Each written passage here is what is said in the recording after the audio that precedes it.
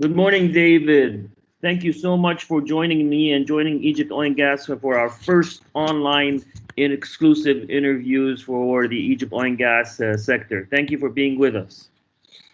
Good morning, Sabah Alaikum, Mohamed. And first, I do like to thank you and Egypt Oil and Gas for the opportunity to have this conversation. I think your upcoming YouTube channel will become an important platform for all the stakeholders, in fact, in the Egyptian oil and gas industry, to exchange ideas and obtain insights. So very happy to be here. Thank you so much, David. I would like to go straight away inside and ask you a couple of questions in these critical times. Of course, with the new pandemic and the coronavirus and the oil price crash, so there are lots of questions everybody is asking, especially here in Egypt. Everybody wants to know in the sector what are the investors' outlook? How do we see the market in the coming period on the short term and the long term? Lots of questions that I'm sure that you, as a major investor in Egypt oil and gas sector, Apache as a major investor in the Egypt oil and gas sector, is very important that we give the information out to our readers and to our listeners of what's Apache's outlook and its position according to these crises. So I want to start by asking you that Apache has been a main support for Egypt's economic development. How did Apache push forward the economic wheel? Well, I think the contribution that Apache has made throughout the years has been really driven by a number of things. They are, I guess, in my mind, commitment, performance, our core value, and really the partnership that we have. We are very proud to have a history of delivering what we say that we are going to do, and we have demonstrated these throughout our long-term partnership in Egypt. And I think that really sets us apart. We are very proud that we grew our business in Egypt from a very humble beginning, really to become the largest oil producer in country and the largest gas producer onshore, while providing thousands of jobs. And if you think about it, creating significant economic value. I actually don't recall the numbers for last year, but I think if I remember correctly, that our gross economic impact was between 2 to 3% of Egypt's national GDP in 2018. And of course, this really could not have been achieved without significant and consistent investments that we have made in the last 24 years since we entered into the country. And it also could not have been possible if we did not perform well. So for a company to be able to do good things and make a positive impact, I think it has to do well first, which means that it has to deliver good performance in a consistent manner. I'm very proud and thankful for all the Apaches past and present for their hard work, their dedication, and their top-notch performance, which enable us to become one of the premier oil and gas companies in this great nation, if I'm not being very humble here.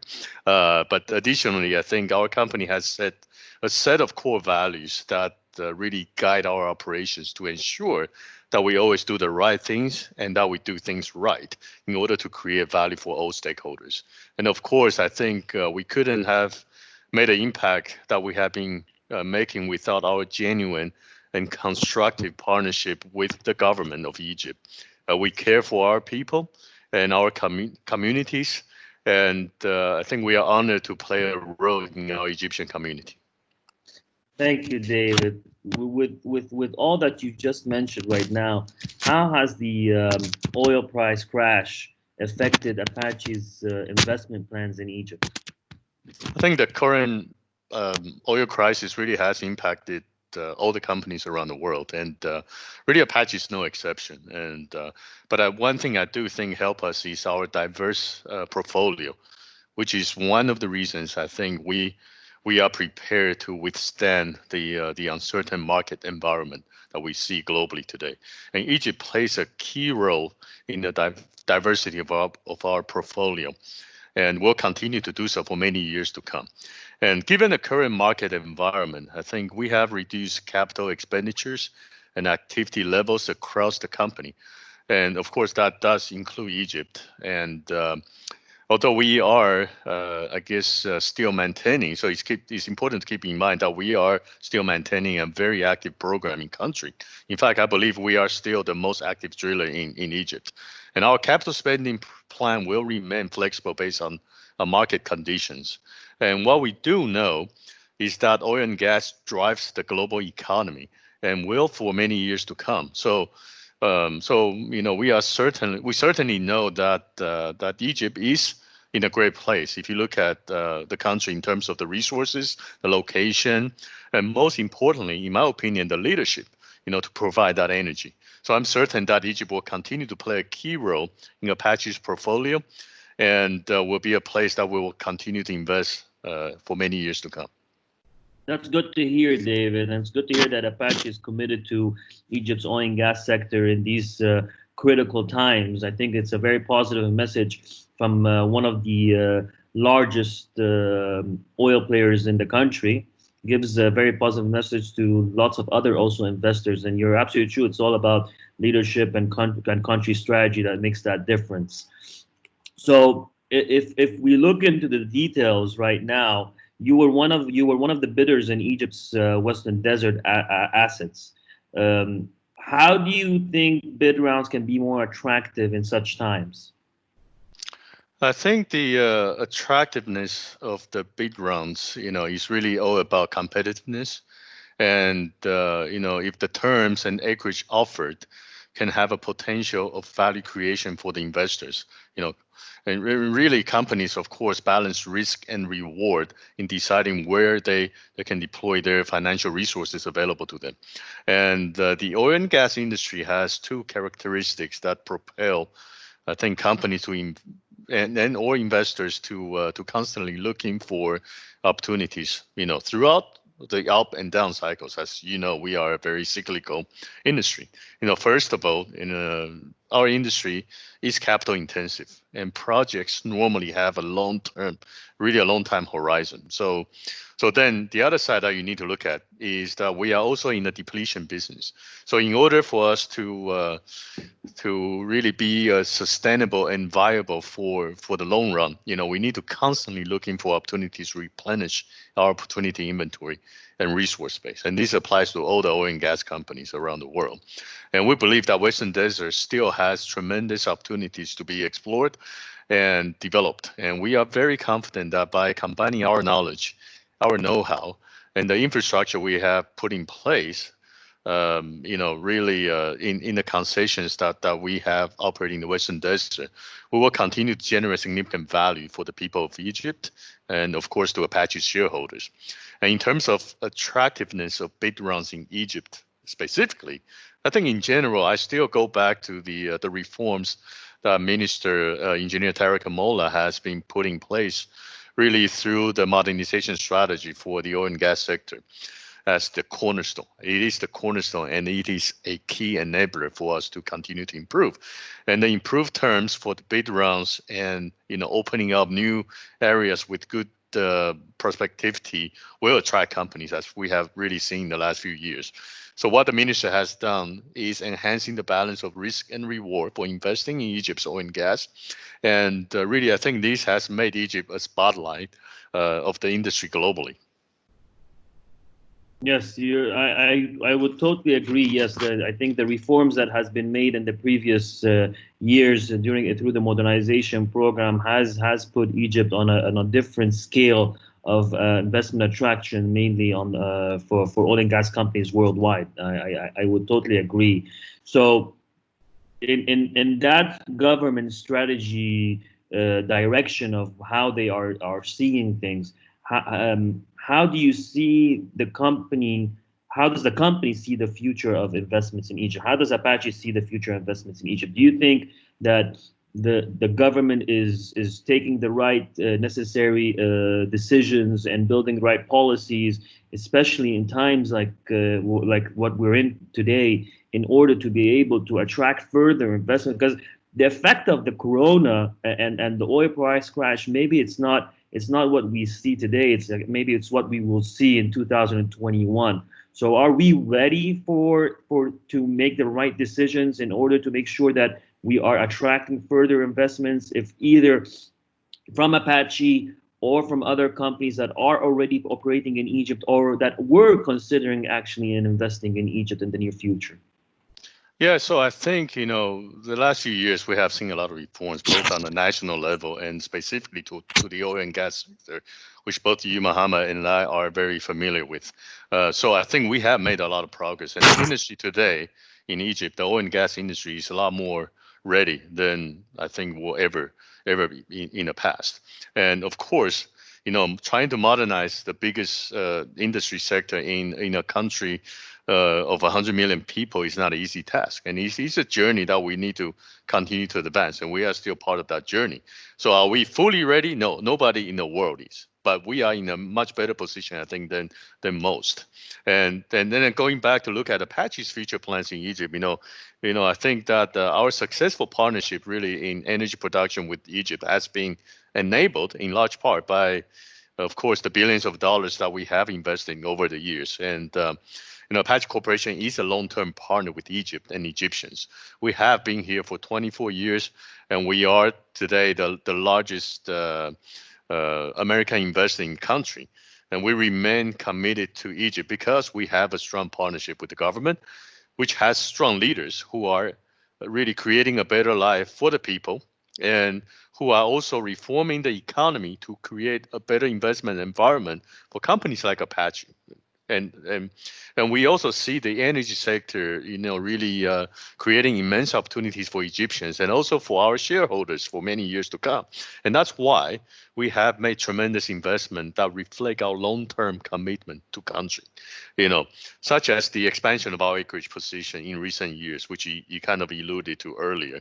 And you think about our acquisition and processing of high resolution 3D seismic survey over millions and millions of acres in our concession areas. And of course, these kind of projects will enable our technical teams to consistently high grade existing prospects and also identify new targets. We continue to employ thousands of Egyptians, and we truly see the growth opportunity going forward. So on top of that, we are also very excited about the opportunity to modernize our business in Egypt, which is of course in cooperation and as part of the ministry's Ministry of Petroleum's modernization plan. And I can assure you that Apache is committed to Egypt in the long run. Taking that part, which Apache modernizing the way it operates, and part of being one of the partners of the government in the modernization program, do you see that the digital shift would reflect positively on the company's future investments that's going on here in Egypt? Especially in the oil and gas sector. Yes, I definitely think that's the case. First of all, I think technology is a critical enabler for any industry to become better and more efficient. And really, the oil and gas industry is no exception to that. I believe the ongoing digital shift will make us more efficient and cost effective, and which is critical in surviving today's environment, and which will free up more financial resources for investments. And at the same time, what's important is it will also free up more human resources so that they can focus their time, really on more value adding tasks. And, what I hope for is that, as we continue down the journey of going more digital, that it will foster a culture of innovation across the sector. You mentioned that Apache is always about implementing new technologies, making sure that you're using the technologies that actually enhances the performance in different ways. So during the Corona crisis, specifically, how is Apache managing to employ cost-efficient techniques? Because I think everybody right now is looking into cost efficiency, cost saving, if it's operationally or non-operationally. So what are the cost-efficient techniques that you are implementing these days during these crises? Yeah, so I think really operating efficiently and cost effectively is part of our company's DNA. And we have really an evergreen cost optimization process where we constantly analyze, prioritize, and optimize every aspect of our business. And when the crisis hit, we reacted quickly to reduce spending that does not generate value in a new price environment or are not absolutely necessary. And we have identified and of course renegotiated some contracts so that they can reflect the current market condition. And I mean, these are of course some of the short-term solutions to make sure that we can maintain liquidity and really not reverse, I mean reserve, our financial resources of the company. And but for the business to really remain competitive, and we need to look at changes that will really be able to I guess have an impact, that is long lasting and in a sustainable manner. And this includes, but are not limited to, for example, evaluating the workflows and procedure that we have in place and try to find a way to make them more efficient. We also need to be looking at how to optimize our organizational structure so that people can be put in the right place and perform the right task in the most effective manner. Technology, like I mentioned earlier, is another key factor that we are in this process of identifying all the technologies that can be applied really to make a better and make us a better and a stronger business. Like what we have done historically. And I think more importantly, we need to change the mindset of many who thought changes are just too hard and are impossible. We need to be able to explore what's possible. That's something that Apache likes to say a lot, explore what's possible. And then we need to continue to reinforce really a culture of innovation. And as that really is going to be, I think, a key enabler for us to succeed in the future, as a country to compete with other countries, as an industry to compete with other industry, and as a company to compete with other companies. Yes, I would totally agree on that point. Um, David, the coronavirus has highlighted the importance of HSC, health safety, specifically health in these times. So, what are the measures that is Apache taking to ensure the safety of its personnel in the offices and also at the field at the same time? Yeah, of course, like everybody else, the health and safety of our employees is Apache's top priority, and this is not something that we just say that we meant that. And so we did act quickly in response to the COVID-19 pandemic. For example, we closed our offices in Egypt, and we implemented a work from home process where possible. We believe that keeping our people informed is also critical during these very uncertain times.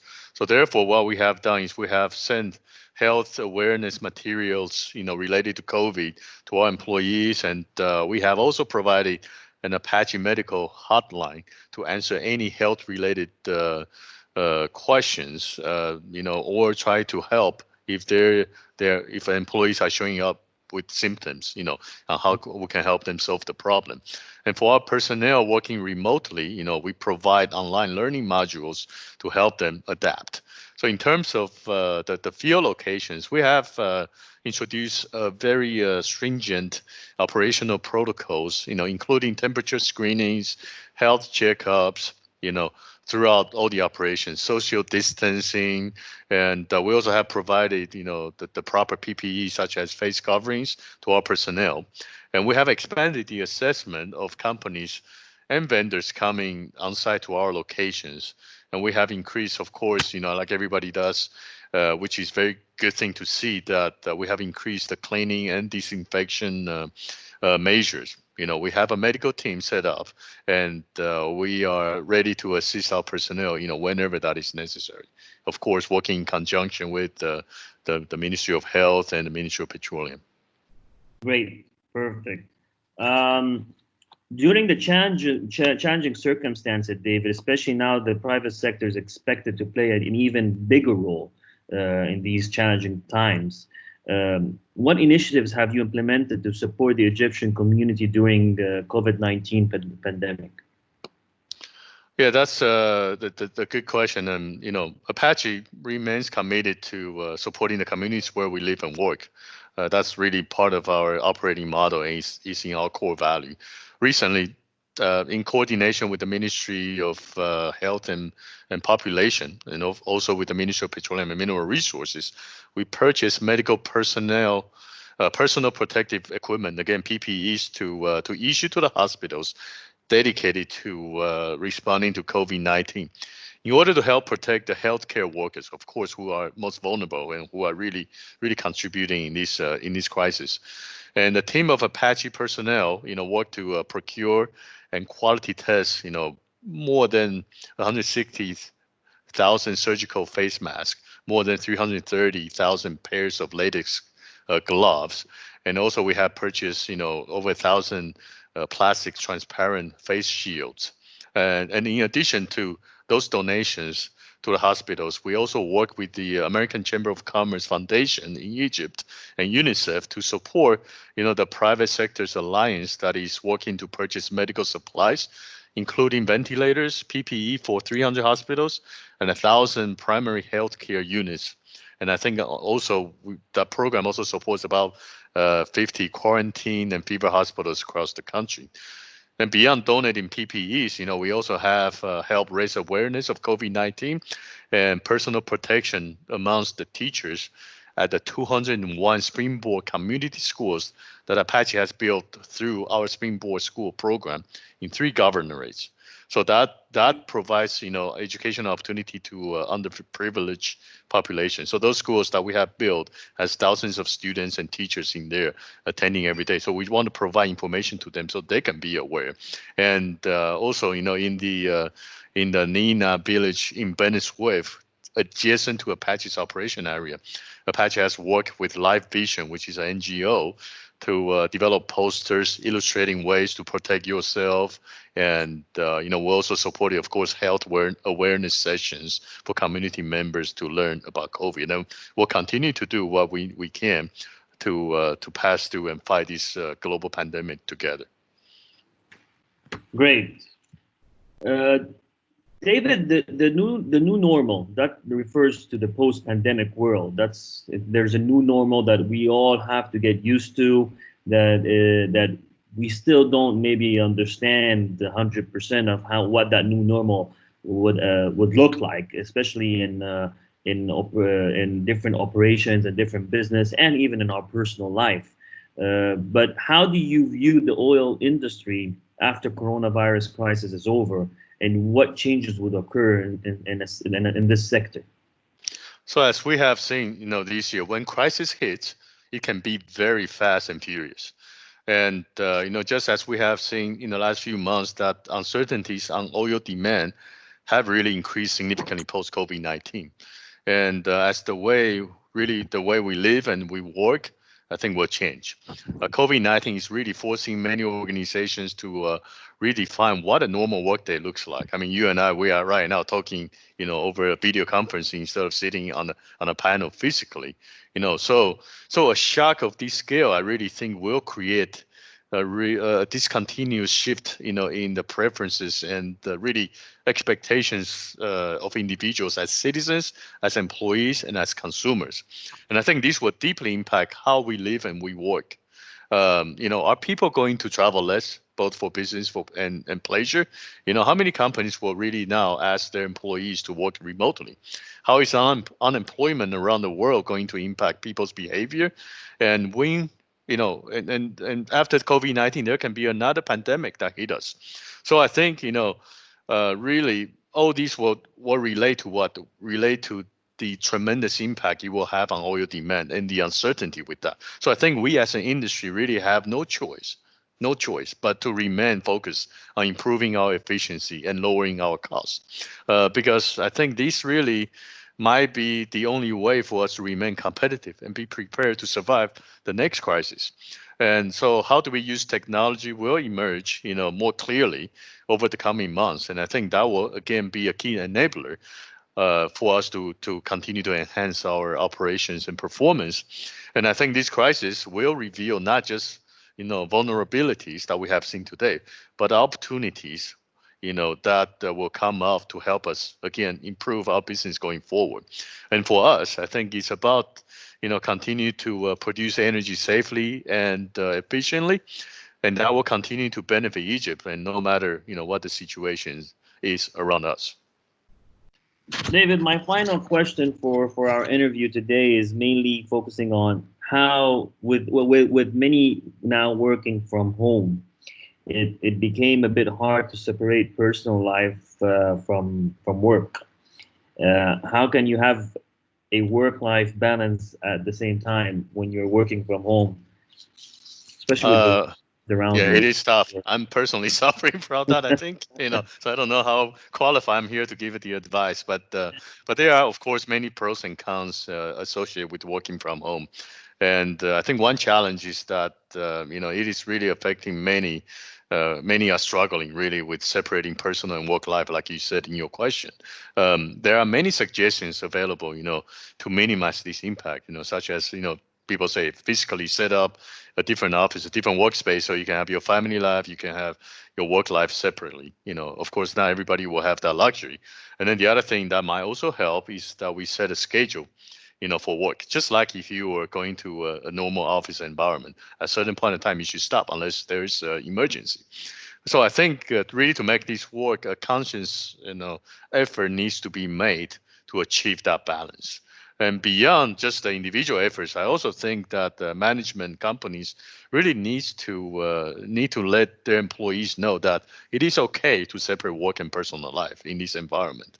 And and we all as individuals, I think we need to be more respectful and considerate of our community, which means that we really need to set boundaries. And this is very tough to do, especially many of us really have a tendency of focusing really on our jobs 24/7. Some of us are workaholics, and but we do need to keep that in mind that for these to be a sustainable and to be an efficient and productive way of work, appropriate breaks is necessary. At the end of the day, we are human beings and we need to have breaks. And in addition, really, I think sometimes we need to think about what is the silver lining of working from home. What's the silver lining of this crisis? So for me, for example, personally, that my daughter, because I can spend more time with her, so she actually, and she's 12 years old, and she has, I see that she has the talent to really cook really well. So she's been cooking me breakfast, desserts, lunch, and dinner. I never knew that she could done so much. And and my haircut, my wife, has been cutting my hair in the last few months. I didn't discover those are talents, but those are things that you need to appreciate. So then you can kind of balance I guess the new work model. So you appreciate the things you have, and then try to set some boundaries. I think we can all pass through this new norm. Yeah, I think I need to let my wife give her a chance to give me a haircut, and we'll see how would that work. That's right. David, thank you so much for this for sharing with us all these inside information about Apache and your views about the sector and investment in Egypt and the health and safety precautions that Apache is taking and all the support you're doing for this oil sector, for your employees, and also for the community here in Egypt. I really appreciate it so much. I know these are tough times, and I know times are very critical these days, and every minute counts, especially in such crisis. So you taking from your time to be with us today is really appreciated. And I hope you like the interview once it's published. Thank you so much. Yeah, and I truly appreciate the opportunity. And just know, and I see the industry has been very strong and resilient. So I know we're going to pass through this together and continue to do our jobs. So thank you and stay safe. Thank you, David. Same to you. Thank you so much. All right, see you, Mohamed. See you. Bye.